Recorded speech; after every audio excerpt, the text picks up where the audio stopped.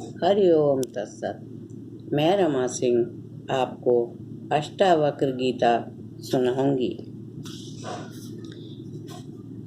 अष्टावक्र कहते हैं कि तुम दूसरों की मान्यताओं को छोड़कर स्वयं जागकर देख लो तो तुम्हारा यह सारा भ्रम मिट जाएगा कि मैं कौन हूँ, आत्मा कहाँ है।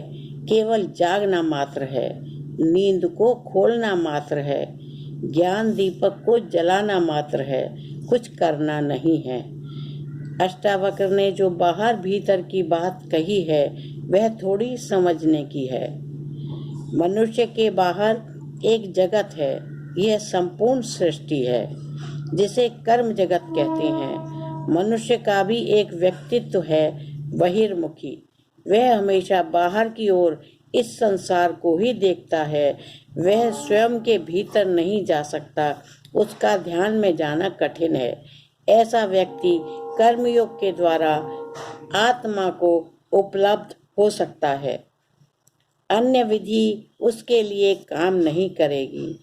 कर्मयोग का अर्थ है निष्काम कर्म, फल की इच्छा के बिना आसक्ति का त्याग करके ईश्वर का कार्य समझकर जो कार्य करते हैं वो निष्काम कर्म कहलाते हैं।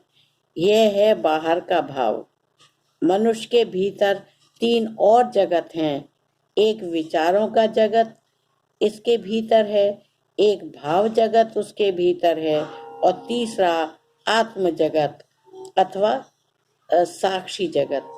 बुद्धिजीवी विचारों में जीता है, वह विचारों के साथ ध्यान का प्रयोग करके उस चैतन्य आत्मा तक पहुंच सकता है। उसे कर्म मार्ग में ले आना कठिन होता है। वह बुद्धिजीवी होने से तर्क करने वाला होगा।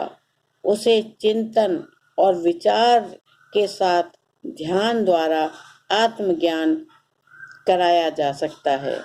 इसे ज्ञान मार्ग कहते हैं। उस व्यक्ति को ज्ञान योगी कहते हैं। तीसरा भाव है जगत।